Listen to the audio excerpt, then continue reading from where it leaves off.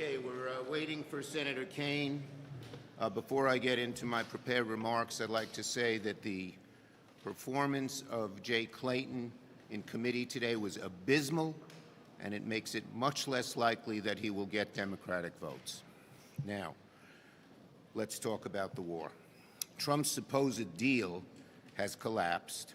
Our troops are coming under attack. The Strait of Hormuz is a minefield. Gas prices are back up. Democrats voted unanimously against the NDAA yesterday. You saw that, a strong, unanimous vote, because Congress cannot continue business as usual while Trump escalates one of the worst national security blunders in American history. Trump cannot launch a directionless war, defy Congress's bipartisan demands that it ends, refuse to level with the American people about the mission, the cost, or the end game, and then expect Congress to follow quietly. No way. And let me just say another thing. This is not just Trump. All of these things are our Republican colleagues. They are not standing up to him when they know he's wrong, and they are complicit in just about everything that he does.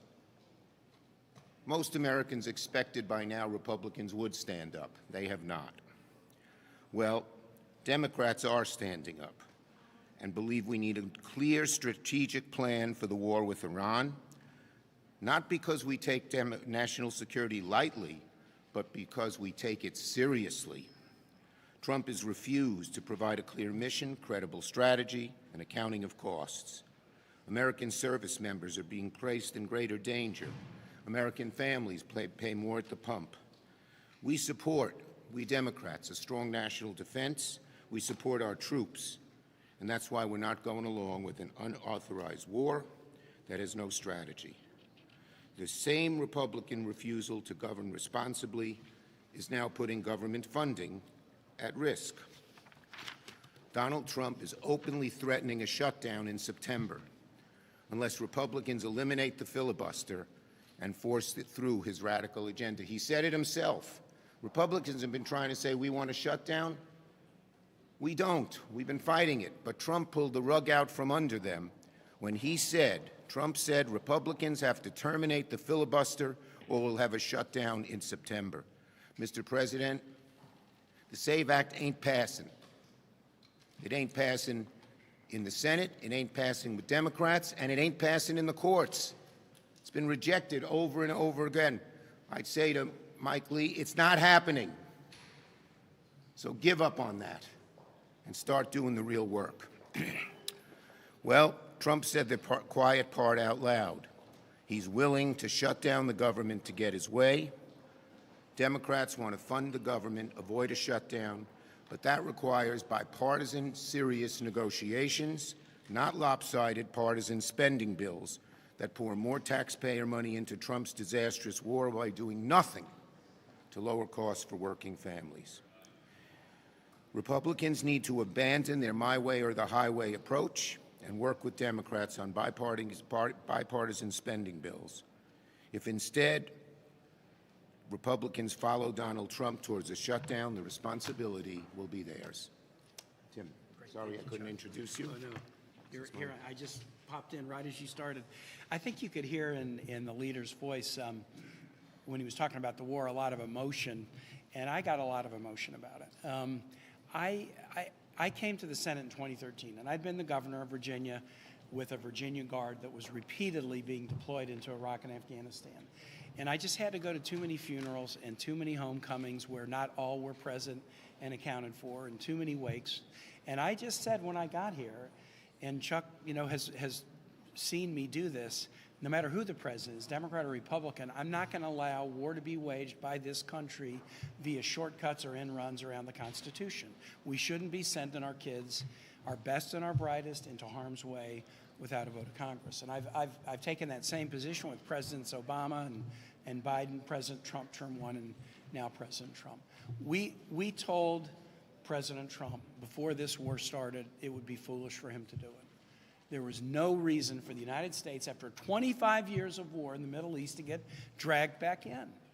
But he decided to do it, and no consultation with Congress, no real notification of Congress, certainly no seeking of congressional approval. And if you wage a war without a clear rationale, without a clear plan, without allies, without consultation with Congress, guess what? It's not going to go well, and it's going to be tremendously unpopular with the American public. I think I live in one of the most pro-military states in this country. One of the first 14 casualties, Robert Marzon, a warrant officer, was a Virginian from Spotsylvania County, died within a few months of retiring at age 54. Virginians have paid $1.8 billion at the pump just for more gas than they would have paid had President Trump not started the war. And there's all kinds of other inflation. So whether it's the death of our troops, the injury of our troops, the deaths of innocent civilian school kids who get mistakenly bombed on the opening day of the war, the huge cost to the American taxpayer, the huge cost to American family, it's time for this war to be over. Congress has now done something Congress has never done since the War Powers Resolution has passed. A bipartisan resolution in 2 majority Republican houses have said this war is illegal. Withdraw troops unless you get a congressional authorization. You know what? President Trump can break the law, but he can't change the law. The law is the law. Congress has declared this war is illegal.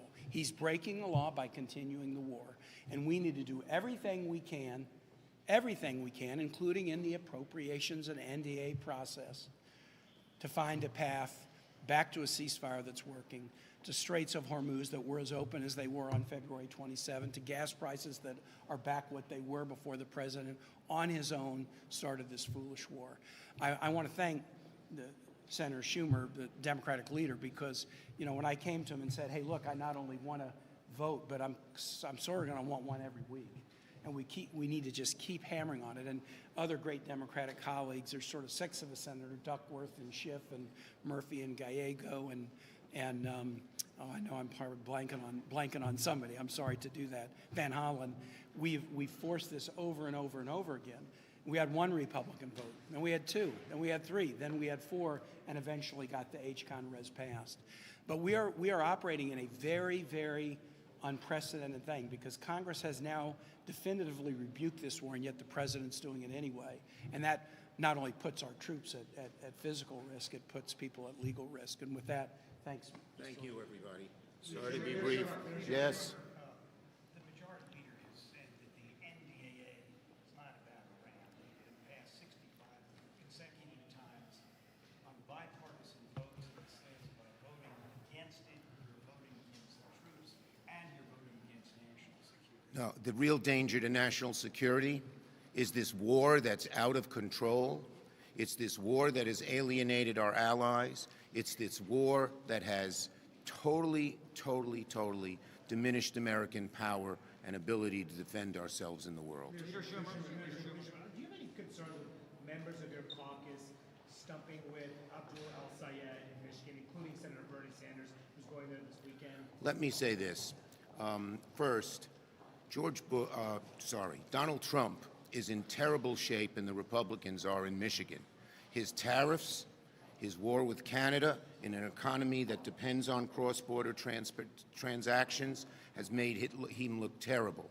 Second, Democrats have always come up with candidates that fit their states.